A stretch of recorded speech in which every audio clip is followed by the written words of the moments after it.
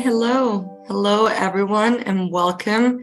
Good morning, good afternoon from wherever you are in the world.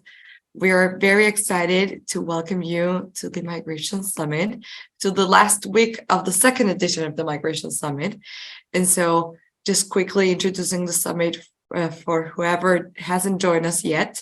The summit is organized by MIT React, where I work, Naumal Kiran Foundation. And Kiran Foundation is a month-long global club meeting designed to build bridges between diverse communities of displaced learners, universities, companies, social enterprises around the key challenges and opportunities for refugee and migrant communities. This year, we're exploring the theme co-creating pathways for learning, livelihood, and dignity through virtual and in-person events around the world. So I know we have a packed agenda and different stories to be listening today, but just quickly letting everyone know that the song that you were listening was co-written by Marcus Lovin and Patricia Bubu, who are both part of our organizing committee. And it was a technique stories to song, Patricia telling her story and then Marika trying to compose a song. And so it's really our very own song of the Migration Summit. And we're excited to be opening every session with that. And so without further ado, I'm going to pass it over to Isabella Rega, who is the Global Research Director at the Jesuit Worldwide Learning. Thank you so much, everyone, for being here. And over to you, Isabella. Thank you very much, Camila. And thank you, everyone, for joining this session. I'm very happy to co-chair this session with Melody Honen-Delmar, who works with me in research at JWL, but is also Global Program Director for Professional Courses. And I'm very happy to have with us today also two graduates, students, from the program we are going to talk, that is the Peace Leader program today, Sylvain Javier Nkembe Kemwa from Malawi, and Barfi Hamad from Iraq. And also we have the honor to have with us two staff members, staff member of JWL that work in the Peace Leader program very actively. And Nelly Kibe as an online facilitator and Efrem Hatum Gimana as an on-site facilitator. So I hope you'll enjoy the session. I'll ask everyone to mute yourself if you're not talking. You can use the chat if you want to ask questions. Me or Melody will try to,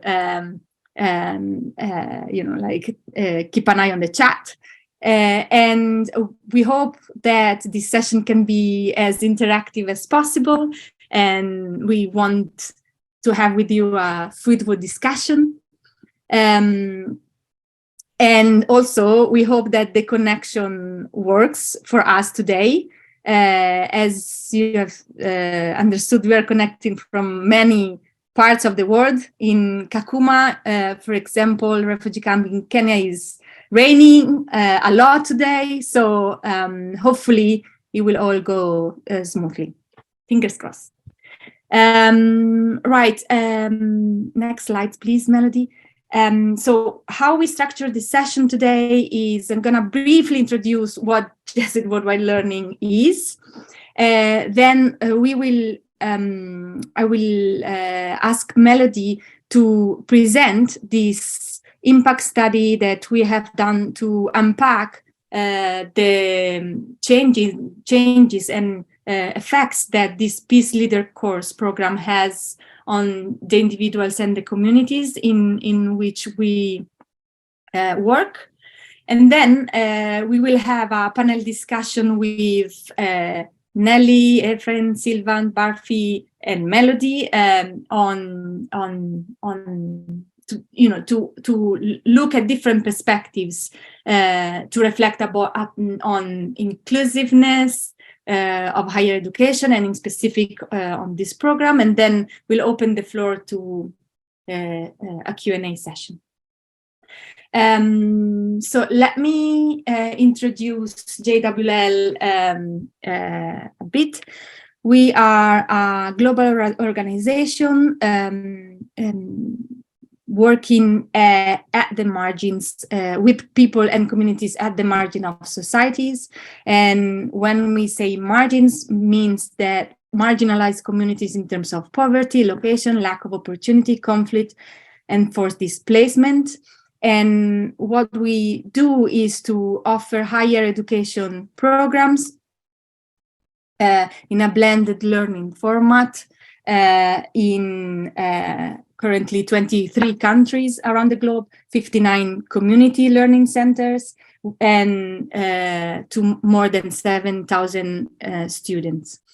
The vision is that learning together is enabling us to transform the world. And what we would like to do is that everyone can contribute their knowledge and voices to a global community of learners, and together foster hope to create a more peaceful and human world. We have currently, so we start working with offering a global English language program, because most of our programs today are offered in English. And then we have two paths that students can follow. One is the professional certificate program path. The Peace Leader program, that is the focus of today, is one of these professional courses. The last 6 months, we have several, so you can see in the slides. As I said, in English, all of them. The Youth Sport Facilitators is also in Arabic, and we are currently developing courses in the Amazon and so in Spanish. The other path is the academic degree programs. We have a certificate in liberal studies lasting 1 year. And then that could lead students to go to a bachelor, start a bachelor in sustainable development that is accredited by CIMO. I think this is another important element of how we work. All our programs are accredited by universities globally in different parts of the world. The last thing I would like to say, just to give a little bit of framework about our modus operandi, way of working, is that, as I said, we work in a blended learning mode. So we have online component that happens in our learning management system called HELP. Students can access online resources. They are assigned to a global classroom in which they have discussion with colleagues from other centers and other countries all over the world. This is where the interactive self-study materials are stored. And we have also a learning app that could be, that gives the possibility to students to access materials offline when connectivity doesn't help or is not available. We do have also a on-site component. We have learning centers, or we partner with organizations. But the important thing is that students have a place to meet on site. And this is where the contextualization of the learning path and journey happen. Students have in-class meetings once or twice a week, depending on the program. They have on-site support. They have, project work and field work to do with their peers on-site, and this is where a local community of learners takes place. we have here Nelly, who is a non-line facilitator in the Peace Leader course, so taking care of, the right-hand side bit of the program. And then we have Ephraim here, who is an on-site facilitator in Kakuma in Kenya, who takes care of the face-to-face part of the learning for the Peace Leader program. How the learning is structured according to the Ignatian pedagogy paradigm. We are a Jesuit organization. The three main components of how each week and each module is shaped are experience, reflection, and action. So this is the cycle through which students go, starting from their experience, reflecting on the materials based on their experience, and taking action based on what they learn, like in terms of acting for themselves or for the communities in which they are. Hopefully, in 5 minutes, I was able to give you a brief overview of our way of working and who we are. I now ask Melody to present the main elements and findings of the Peace Leader Program Impact Studies that we just finished. Thank you, Melody. Thank you, Isabella. Welcome, everyone. I'm very pleased to be here to present you the Peace Leader report, which tried to assess the impact of the Peace Leader course, the 6 months professional certificate program accredited by Hekima College on its graduate and communities. So we'll share the link of the report with you shortly, but it can be found also on our website. But today we'll go through the findings of this report. And as Isabella said, later go on to actually discuss those findings with the concerned staff and students and graduates, as well as then bringing it to the audience. So briefly, the Peace Leader course had started in 2019 and has been running ever since across quite a few countries, as you can see on this map. At the time where we started the research, we had a total of 171 graduates across the world. We have graduates from Kenya, Malawi, who are both refugee camp context, in Jordan, where it is urban refugee context, in Iraq, which is a bit different because we serve both refugee camp context, but also IDPs. In Afghanistan, serving both men and women in rural areas by then, and in India, we also serve refugee students in Afghanistan, in Delhi, and in South India, where we here serve local communities that have been traditionally excluded from higher education opportunities, tend to be also from lower caste communities. Then in Sri Lanka, formerly displaced people and quite remote areas as well, and in Myanmar, in settings of political tension and violence, and in Philippines, a setting also of rural communities. So this is a brief overview of our Peace Leader graduate population by then. And so what we tried to do to capture their voices was that we conducted 30 interviews in 5 different countries, trying to get both male and female as a representative pool of the population.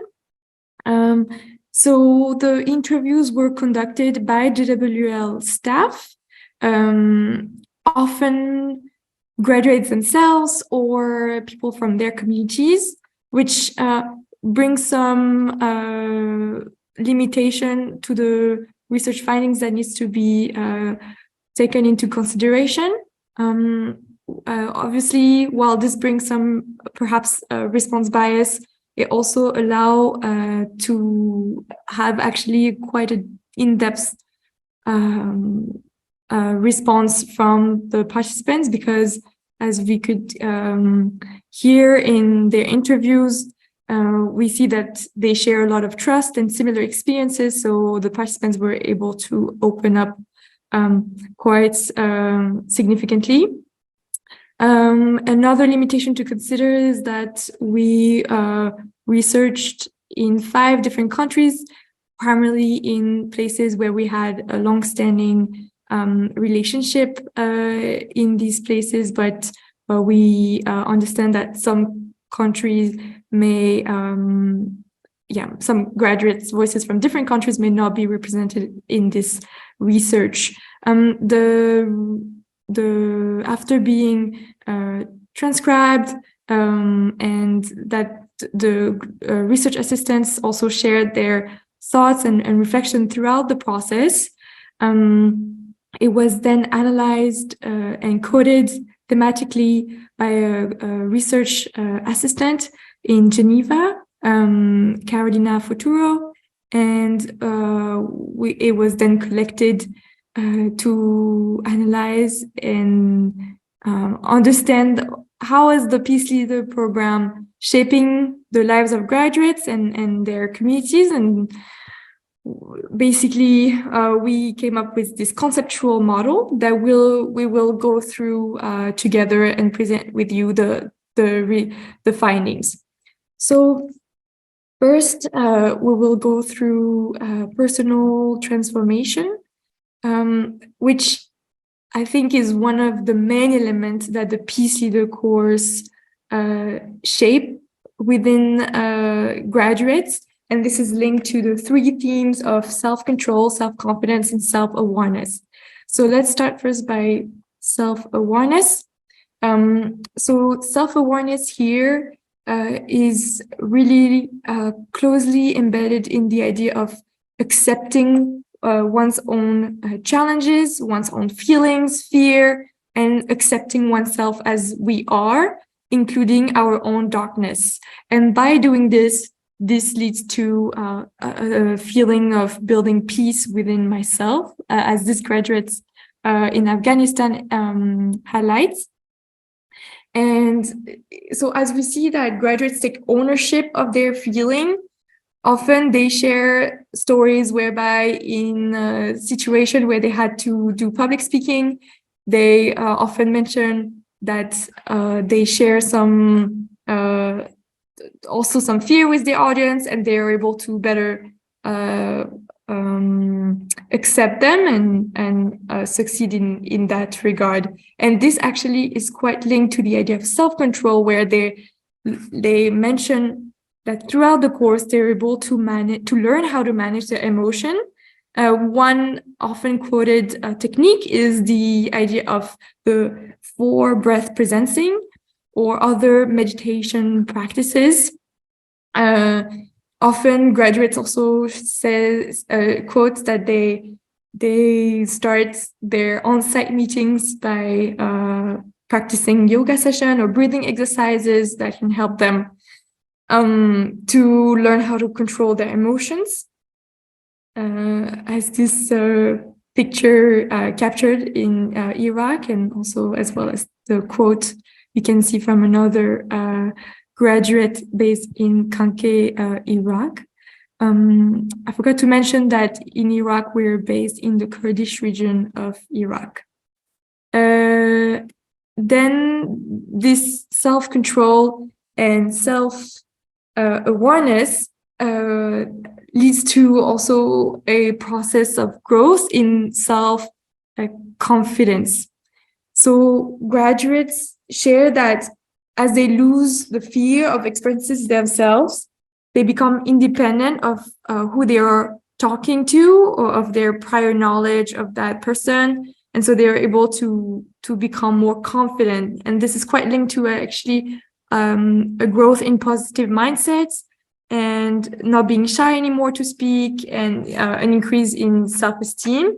So with this feeling of empowerment, graduates also mentioned that actually the practicum, which is an applied project in which they can test and apply the learning they have in their course, was quite key in building this confidence. So that means that reaching out to other people, for instance, one of the practicum is about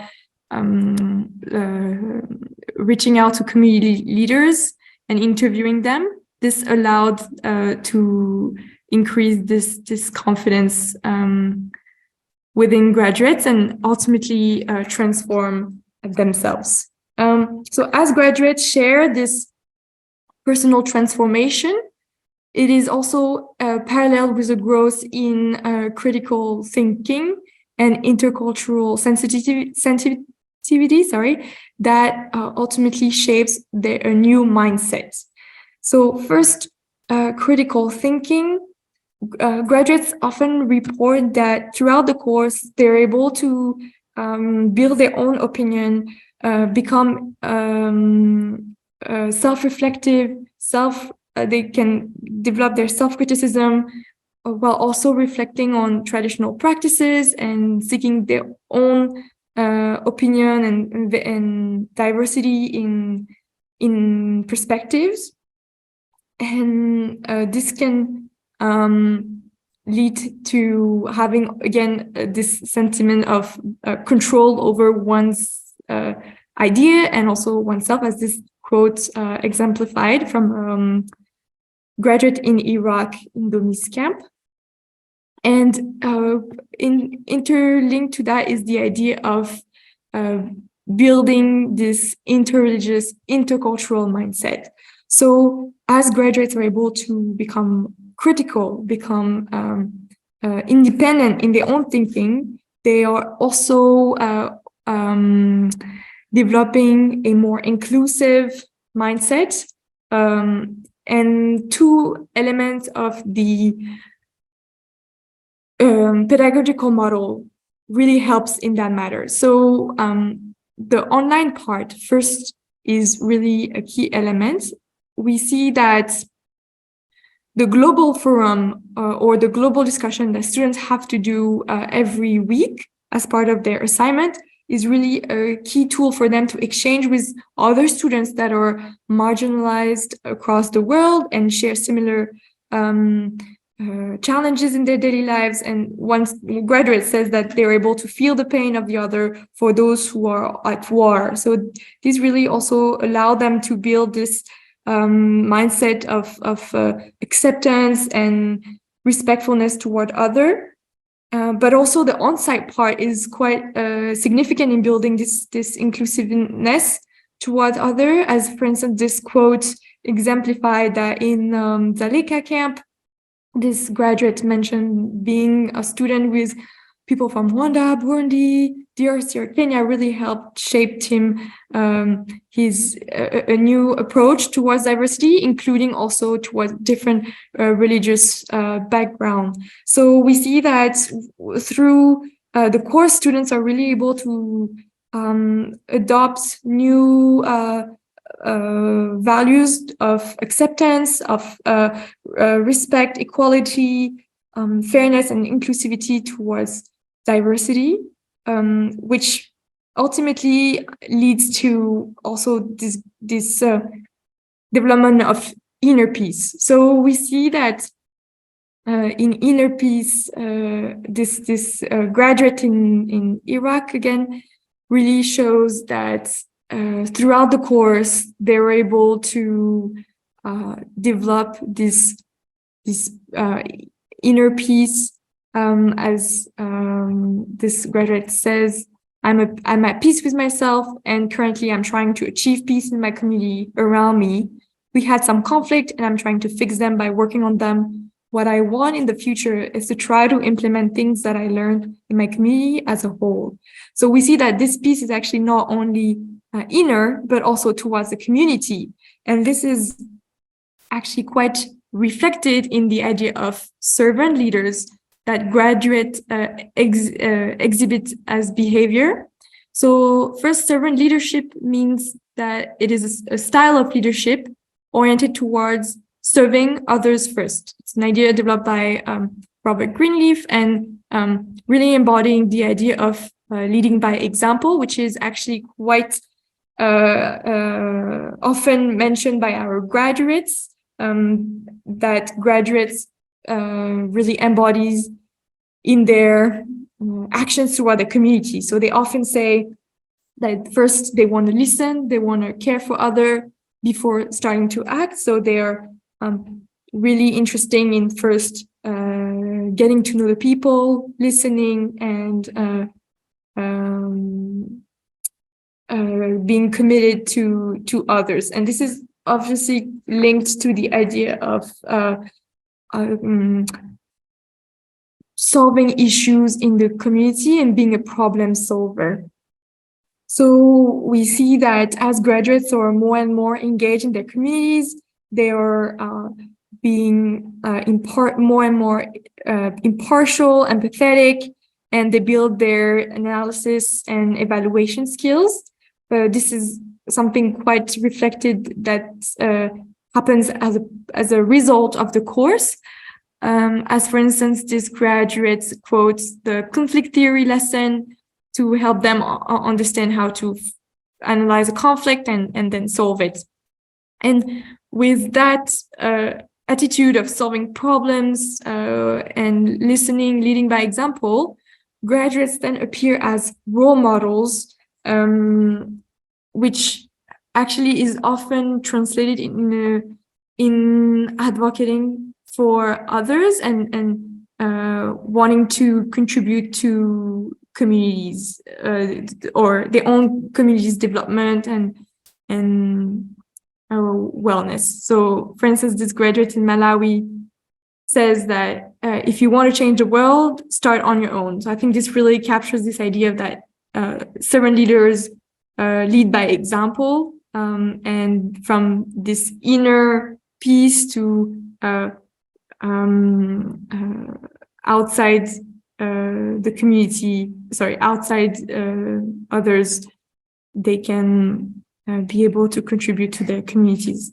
So graduates often, for instance, here appear as role models when they report that they are trying to teach girls how to drive in Iraq, for instance, or advocating for them to go to school. This is also an example that is common in Afghanistan.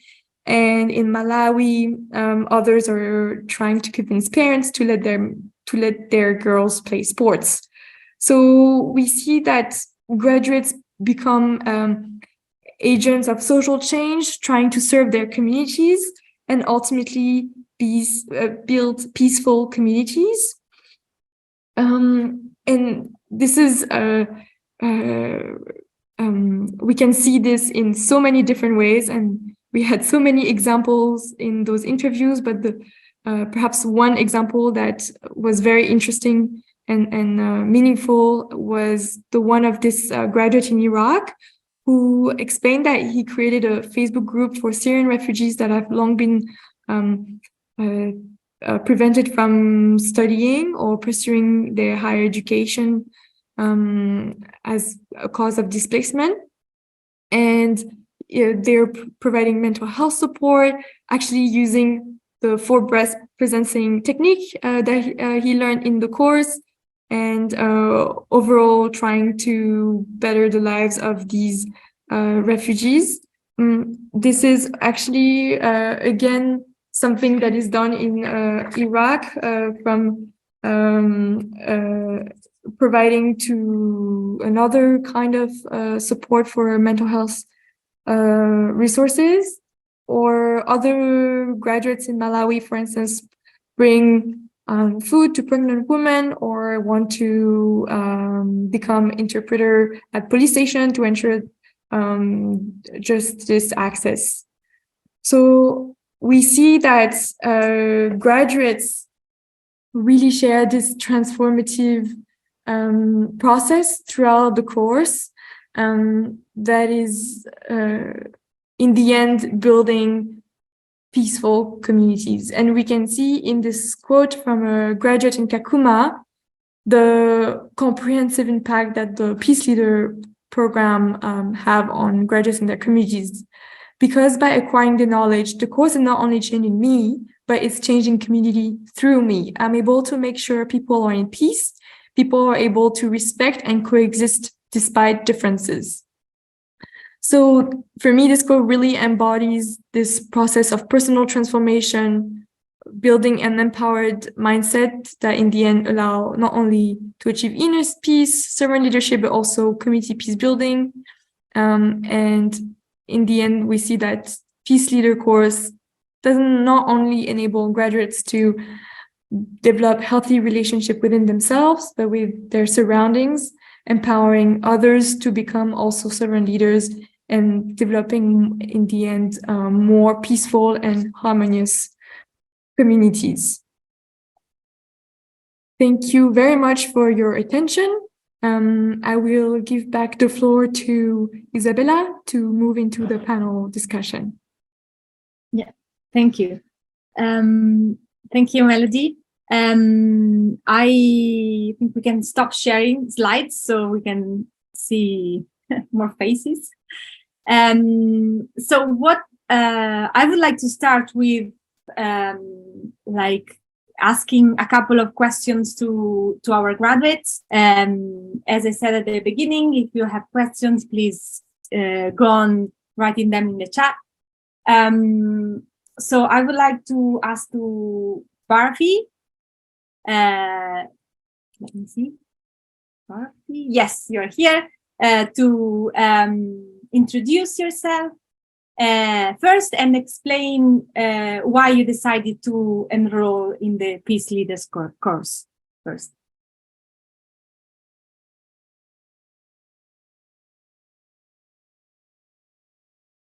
You have to unmute yourself. Thank you so much, Elizabeth, for you and Melody and whoever is here. It's my pleasure to be with you in this event today. Thank you so much for give me this opportunity to be with you today. So I'm Barfi from Shingal, a village called Tel Azer, which is close to Shingal center in south of the mountain in Shingal. Now my based in Khange camp, which is close to Duhok, Kurdistan region. So my background, my graduation background is I graduated from English language, College of Education English Language, University of Duhok, from Acre. I was in Acre, studying in Acre. So I have graduated as well from Peace Leader. I'm one of the Peace Leader graduated. So now I'm working for IESDA International Organization as a field assistant. So I have 5 years experience with NGOs. I have good enough experience dealing with survivor. I work as an interviewer, investigator, case manager, caseworker, and many other positions. So I have quite enough, how you can say, I'm qualified with the survivor. So I graduated from Peace Leader last year. Yeah. Can you hear me, Elizabeth? Thank you very much. Thank you very much. And so So why did you decide to enroll in this course, Barfi? Yeah. This is cool. This is good question. Yeah, I choose to study peace leader because I see it's a really important time. It's perfect time to study peace leader because as you know, we have a genocide in 2014 in Shingal, so we all refuge. We all now refuge in Kurdistan.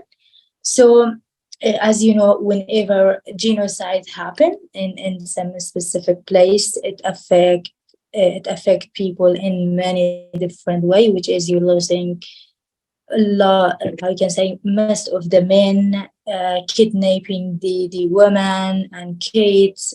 So there is so many how you can say bad things when genocide happens. So peace is one of the most important to have.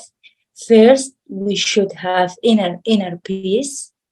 If we don't have inner peace, we can separate this peace within the others. So we start from ourselves to choose peace leader course, which is JWS provided for us in Khanke camp. So this was a great opportunity to join peace leader course, first for myself, and then for my family, for my neighbors, friends, and whole community.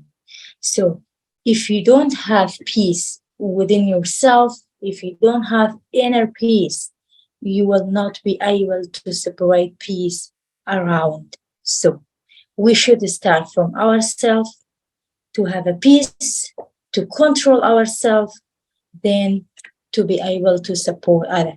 So peace leader, it comes it on time in Khanke, because we all, how we can say, the community is mixed from based people from Khanke, the people from Shingal, the people from Syria, and many other communities. So we need to live together in peace way, not to make trouble, not to have more how we can say unpeace in ourselves, in our community. So it was really great and good opportunity to study peace leader in this amazing time. In this time, we were really need to have a peace within our community. Thank you, Barfi. I would like to ask the same question to Sylvain. So if you can introduce yourself, and tell us a little bit why you decided to enroll in this program. Okay. Hello everyone. Thank you for giving me the floor. I'm Sylvain Xavier Kembe-Kemwa from Cameroon, and currently living in the refugee camp in Malawi. Bachelor degree in Biblical Studies and Peace Leader graduate. My journey from Cameroon to Malawi was not an easy one due to the three arrest and one kidnapping scenario I endure in my country. There was emergency to seek protection, and seeking protection was not just a matter from flee from here to there, but to critically think about where to find safety. And as each one of us is responsible for his or her own safety and security, I decided to rush to Malawi, the warm heart of Africa. I traveled there with my pain and sorrow. And that was my daily burden, life experience in the camp, including loneliness and personality disorders. Until that day, I was passing by near the GRS, Jesuit Refugee Service signboard here in the camp, and read notification about the various courses that JWL offer to displaced people. As I was reading the different courses, I was attracted by the most spectacular one that is called the Peace Leader course. I knew I did not have peace with myself and consequently no peace with others. Because if you are not in peace with yourself, you can't be in peace with others. So I was eager to find out where JWL is located here in the camp, with the primary motive to enroll as a candidate for that Peace Leader course in order to regain peace within me and to restore my felicity as well. Because peace and felicity combine are the real essence of life. When I got to the center, I was much welcomed by Wangani, the #1 on-site facilitator here in GW Center, and she took time to detail the content of each course, but I requested her to jump in the Peace Leader course, which she did without any resistance. And I thought to myself, wow, here you are. This is the place you're supposed to be.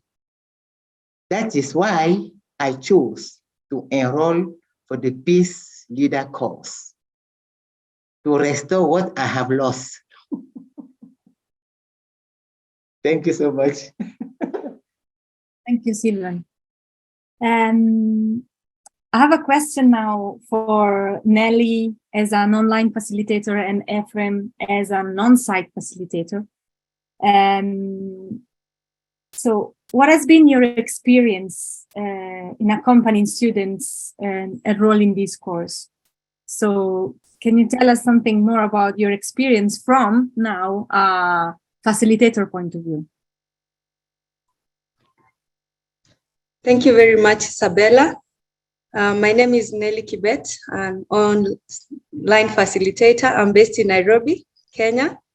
And for me, how I can explain the experience that I've had so far accompanying students and just supporting them, encouraging them to achieve their objectives when they've joined the course, it's really fulfilling and rewarding. It's a very great learning experience to learn from the students and as they also get the support and guidance from myself and other facilitators. And I can just say how heartwarming and motivating it is when a student at the end of the course tells you, thank you. You know, it's an experience you can't put to words, but it's really rewarding. And I've had the opportunity to accompany 154 students out of 248 graduates. And given their unique experiences that they all go through, it's just amazing to see them transform from when they join the course and when they leave the course. And this cannot be successful or call it a success without the passion and the will and the motivation that these students have when they're in the course. Also the JWL faculty and other faculty members. And of course, it's really good to see the likes of Jack join in the call as the mentors who have held us as we accompany the students. So it's really amazing to be part of this great transformation of global learning. Thank you. Thank you, Nelly. Ephraim, I have the same question for you. Ephraim. Yes. Okay, thank you so much. My name is Ephraim Matungimana. I've been facilitating Peace Leader course for the last 6 months, and it was a great journey as a Peace Leader on-site facilitator.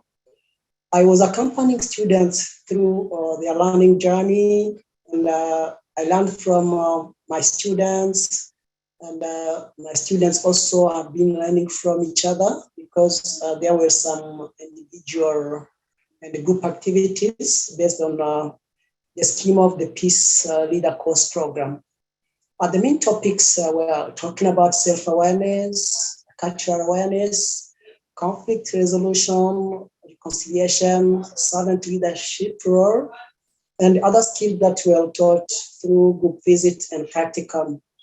During the field meetings, the students were gathering information from community leaders and elders, and it was a great journey to be with them because during the 6 months of course facilitation, I improved my communication skills in the context of peace building on the one hand, and activities related with non-active violence on the other hand, because when students were learning how to manage conflicts and how also to have inner peace, it was for me an opportunity to feel like even my country has one day been in trouble. It's because maybe people didn't have inner peace in themselves. The other thing that I gained was the experience that I got when preparing myself before going for the on-site sessions. I was obliged to go through the readings because my students needed to get the same content as the one that was designed when the Peace Leader course was designed. So it helped me to understand the content of the syllabus before engaging with Peace Leader course students. And while accompanying my students, I have been able to acquire skills in conflict transformation, conflict management, and how to assess a conflict using a conflict tree. Equally important, I interacted with community leaders.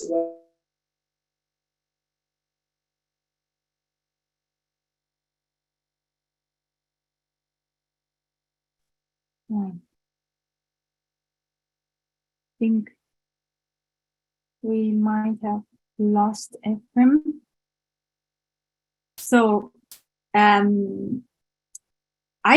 now would like to ask a question to actually Melody, because so far we have presented, the impact, that are positive impact of this course, of these programs. We have been also asking for, if there are negative impacts, for example, that students or graduates, experiencing in their life because of the course, because of having studied the Peace Leader course, for example. And in any case, so in terms of impact, it's not all roses. And also in terms of delivering is not all roses, because as you can imagine, it's a challenging, environment, are challenging environments and contexts to deliver these courses. So I would like to. Okay, sorry, the network has disappeared. Yeah, so it's like the network was disturbing us.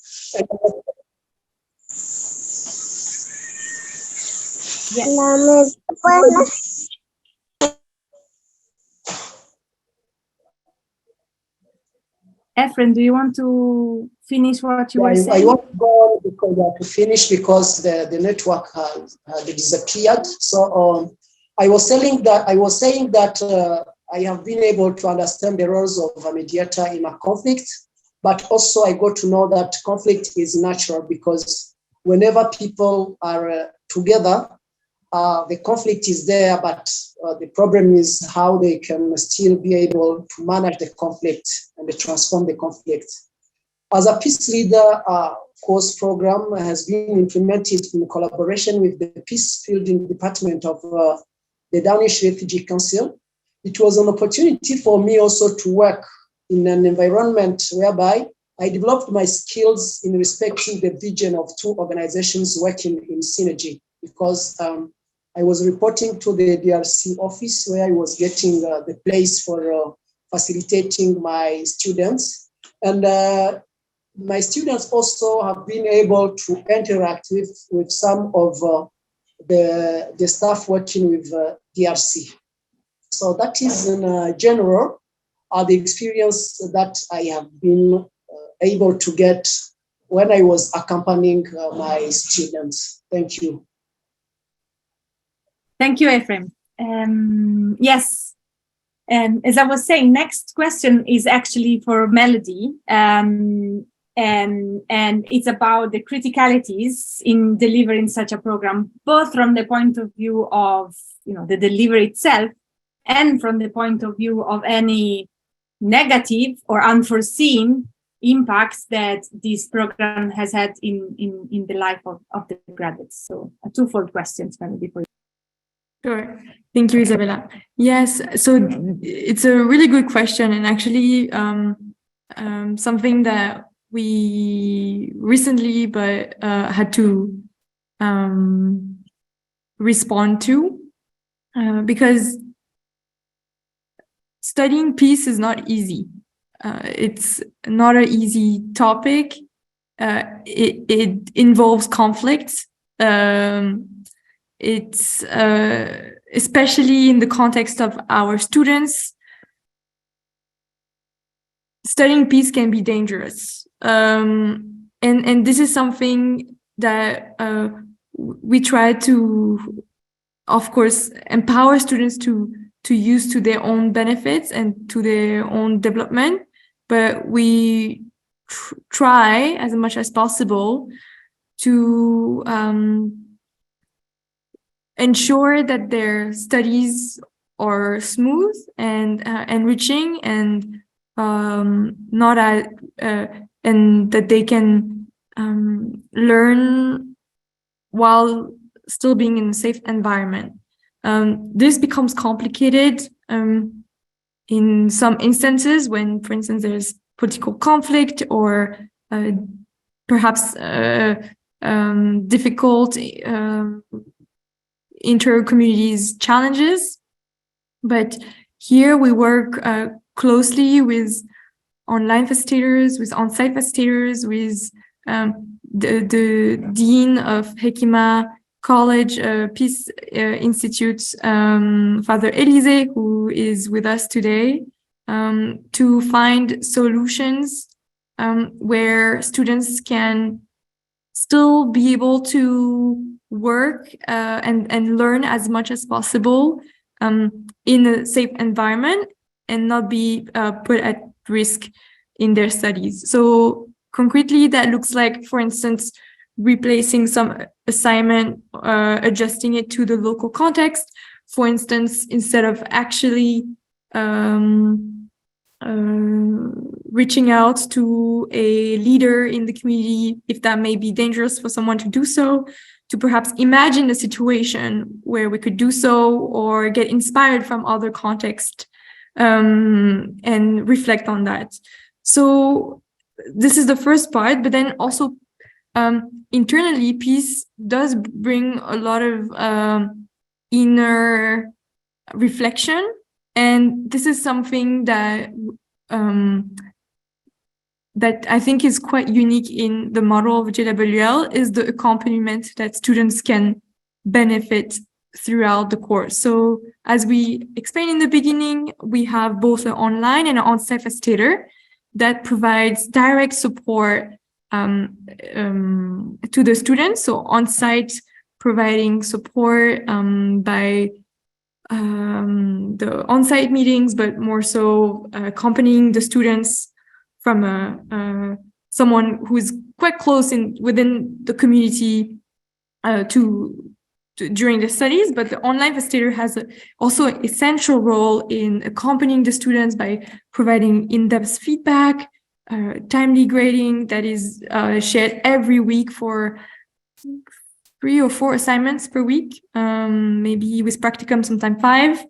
And this is quite special and really helps also the students to be accompanied and not feel alone. And actually, we're lucky to have very qualified staff. And for instance, Nelly, who also have a background in social work, who are able to provide this tailored feedback and support to our students. So in general, we try our best to be able to make sure that students have the best learning conditions to study, I think, a topic that is even more relevant in their context and for their also personal growth.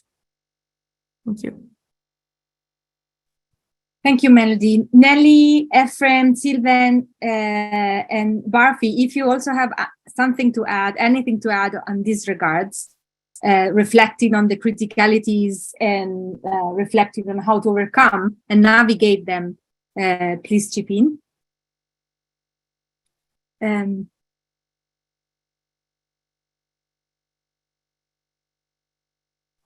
I see Nelly moving.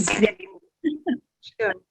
Additionally, you find that sometimes the students, given the different contexts that they operate in, they might have challenges with, internet connection or reaching to the centers to study. And so with that, the program is flexible enough to allow them to finish their work on time. And I think that really encourages the students more, given the different circumstances and crises that they might find themselves in. So I think that is really a way that the program takes care of them, despite the challenges that they might encounter while on the program.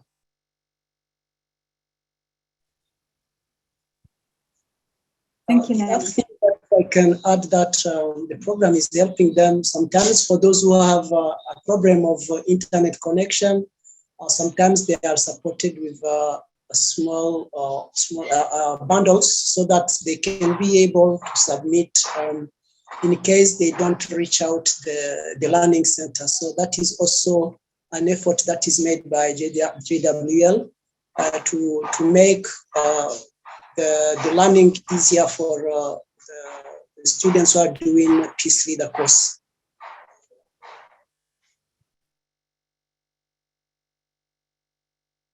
Thank you, Ephraim. I have another kind of tough question that was in the chat before. I cannot find it anymore, but I do think there is a very interesting and relevant one. And I don't think anyone has got a full answer to this, but the question is provocative and it sounds nice, the peace talk, but those who are violent tend to harm the peaceful. So for those who are peaceful, how do they protect themselves? I don't know if anyone has got an answer to this. So I'll repeat the question. The peace talk is nice, but those who are violent tend to harm the peaceful. So for those who are peaceful, how do they protect themselves? Any example in your experience?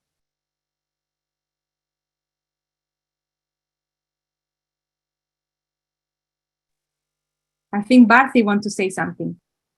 Yes, so it's too dark here. I'm sorry. I guess I'm not showing in a good way. Okay.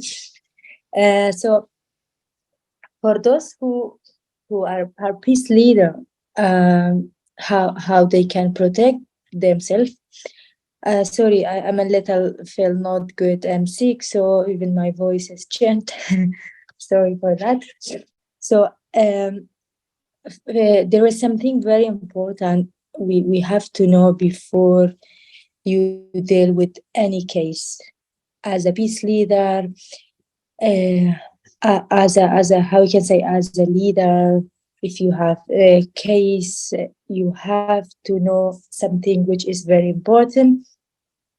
You have to protect and make yourself in a security way before anything, because you are the provider of the provider one which is dealing with the case or any other else that have a problem issue. So if you are not good enough, if you feel that you are not protected, you are not comfortable, you don't have, how can say, enough good energy, comfortable within yourself, you will never be able to help the case. Because whenever you are dealing with a case, the case is failing you.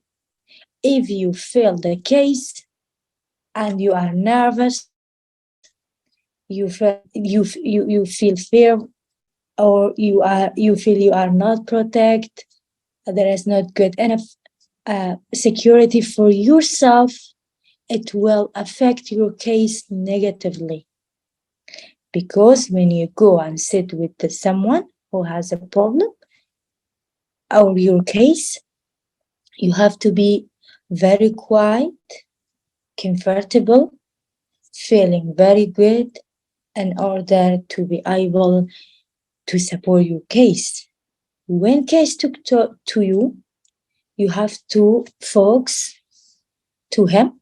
Your body language should be very good. Your listening, your listening should be a good, active listening. So if you lose this, that you feel you are not protected, you will not be able to help your case. So this is very important for all peace leaders, all people who deal with the cases, with the issues, with problems. So this is my opinion.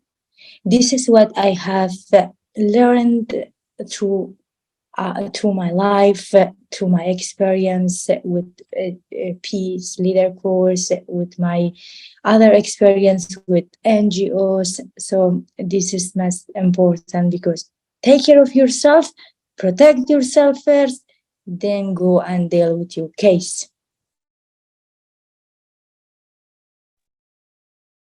To help this case or this issue or problem. Thank you so much. This is my opinion. Thank you, Barfi. So I would go back to you, to Barfi and Sylvan, with a question. We already talked about it a bit, but it's about so because of what everything has been said so far, how do you apply what you have learned in the program in your life, in your daily life? It could be professional, it could be personal. How do you give us some example of how you're applying what you have learned in the program in your life? Sylvan, you want to start? Yeah, sure. Thank you so much again, Isabella. The impact of the peace leader in my life is so effective that I don't actually know how to describe it. You know, my inner peace, my felicity has been restored. I regain trust, confidence, hope. You know, the peace leader course, in fact, is firstly having peace with yourself before offering peace to others, because you cannot actually give out what you don't have. In our community here, almost once per week, people come to me to find solution to some of their problem, to find answer to some of their question. I am not saying I am a problem solver, even though that is what we are actually, as a peace leader, we are problem solver, but I'm not considering myself like that, you know, but we all know that wherever there is peace, peace speaks for itself, you know. So in order to implement what I have learned from the Peace Leader course, I make sure to make myself available to listen more to those who come to me. I schedule my time accordingly, a sort of more of them and less of me, because we cannot authentically be a peace leader without being a servant leader. That means through the transformative way, I move from the peace leader to the servant leader, seeing myself always there to serve. Thank you so much. Thank you, Sylvain. Bharti, if you have something you want to add to this.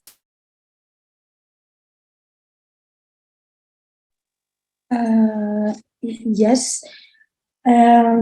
This is another question, or this is the follow on the next question.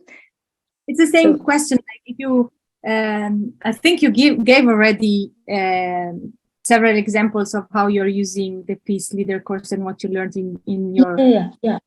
I daily have life. something in. Yeah. For me, first, Peace Leader, it was really amazing, how you can say, experience in my life, because before Peace Leader, sometimes I was get angry very easily.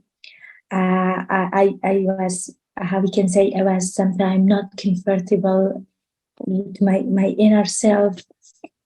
So when I hear about Peace Leader, so directly I like the idea. So I said I should start for myself first. So I joined Peace Leader. This helped myself before anything else. I made my inner peace.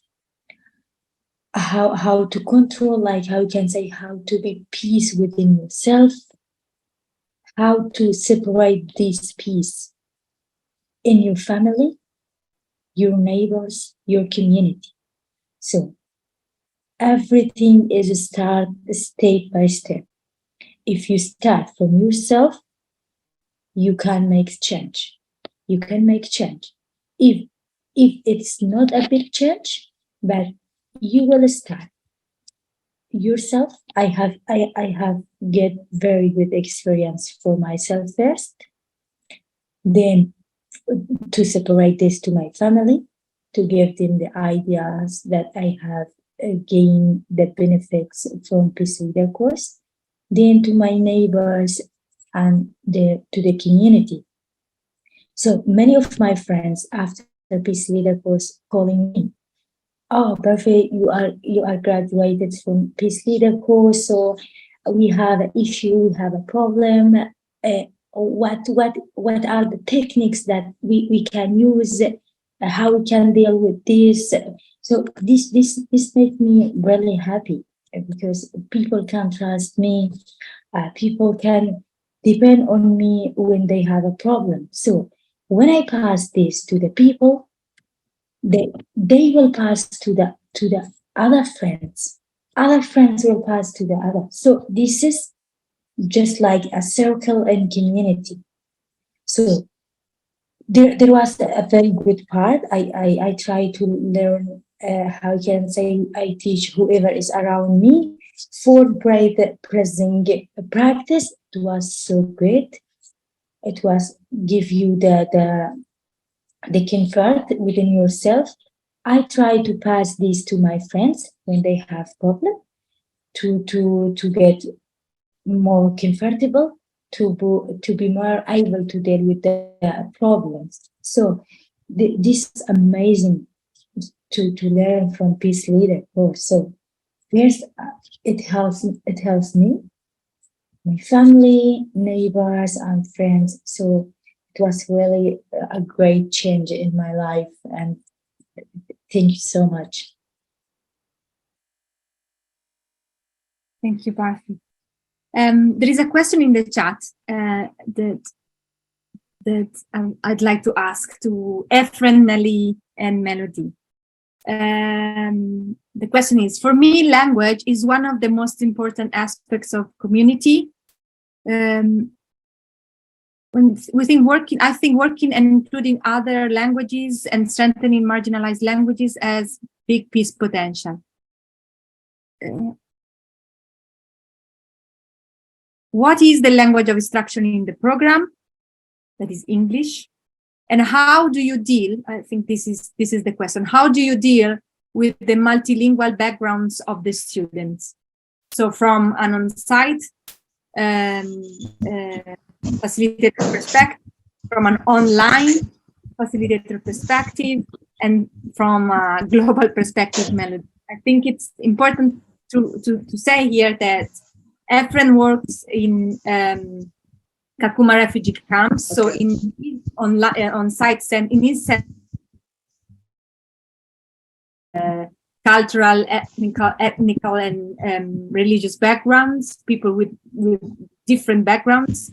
As we said before, Nelly worked as an online facilitator, so she deals with global classroom of students with different parts of the world. Melody see the whole range. So that's a relevant question from all your perspectives. How do you deal with multilingual backgrounds of the students? Okay, thank you so much.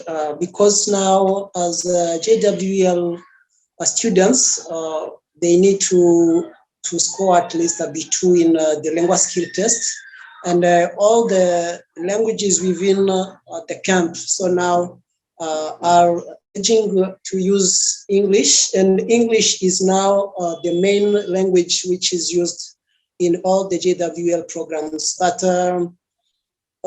to deal with now the problems when there is a conflict of languages, let's call it a conflict of languages, sometimes it affects most of the students, but now the authoritative language is English, because English is always there now to come and deal with the situation when it comes to learning. But now when it comes to managing conflict within the community, there is possibility now to find someone who can use one or two languages that are used by the communities. And there is someone who will be like interpreting when other people are speaking. But when they are learning, that cannot happen. But in case that is whereby those who are speaking other languages can intervene to make sure that all the parties are getting the right solution to the existing problem. Thank you.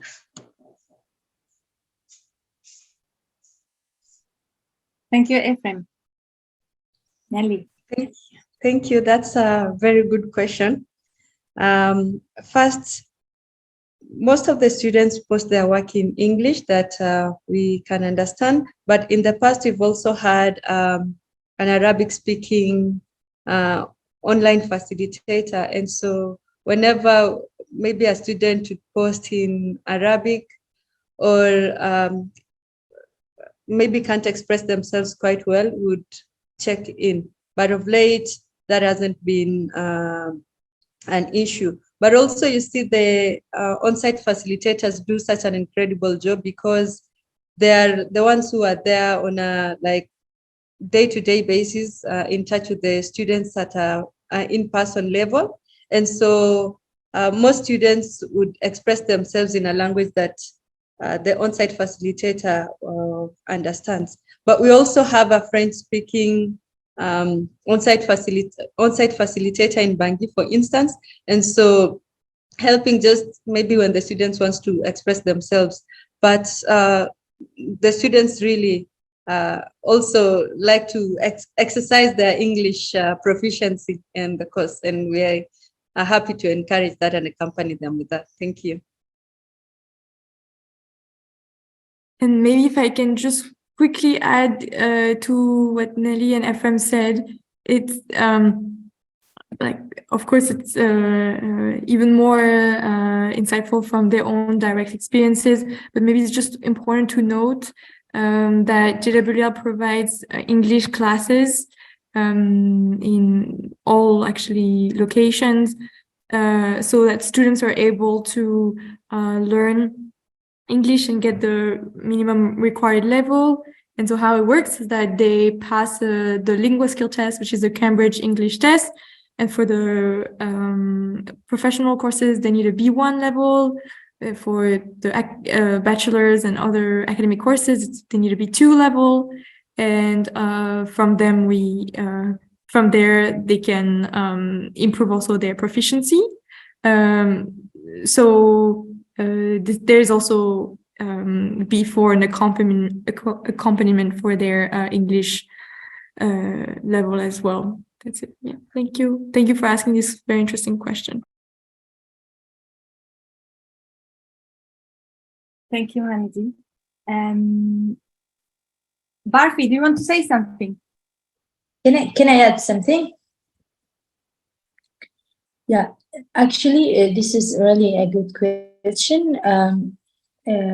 Language is really important because I have an example of this. So in Khanke, when people hear that a Peace Leader course will start, some of the friends call me that Peace Leader course will be English, like how you can say your assignment and your submitting will be English language. I said yes. So they were really interesting to study Peace Leader, but they are not able to how you can say to write down their assignment in English. They have very good idea in Arabic and Kurmanji, how you can say Kurdish language, but able to pass the test and to join Peace Leader course. So there are some people that they are interested, but language is affect, how you can say it's I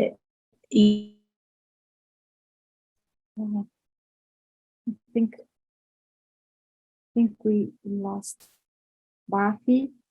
I think the point she was making is very good. It's always, oh, you're back. You're back. Can you hear me now? Yes. So did my speech reach you? It was clear, or shall I? I think your point was clear, Barfi. It's always a tension and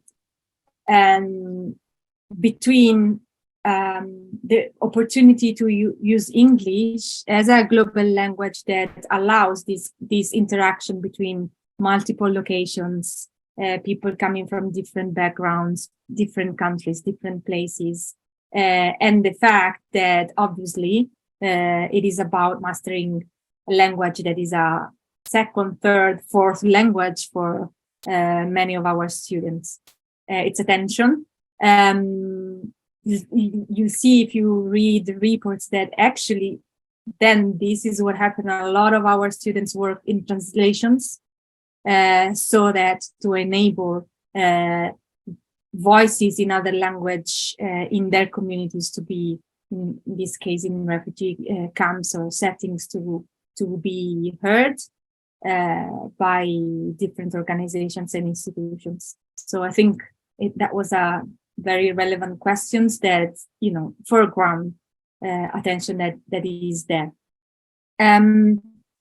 it's almost we're almost running out of time. So what I would like to do is, if anyone has got like a last word to say, you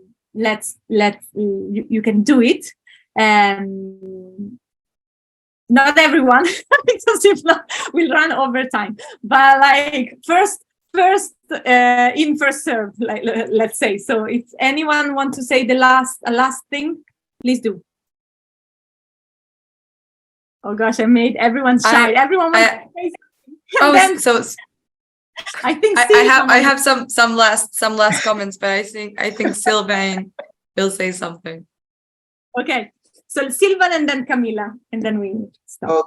Okay. If I want a last thing to say, it is to say, if there is a time in the history of our common planet that we have understood the value and essence of peace and agree to come together like one man and live in a harmonious life, that time is now. Let us join hands, to talk about this program of Peace Leader Course wherever it might be possible. Thank you so much. And Zikomo Kwambiri from Malawi. I think those were the best closing remarks, right? And so, yeah, I mean, just, I wanted to thank, you for hosting and all the panelists for sharing the experience. I think, it was great to just hear, the research approach that you're having while you're continuing to grow this really global program. And so I love to, listen to the panelists in different parts of the world.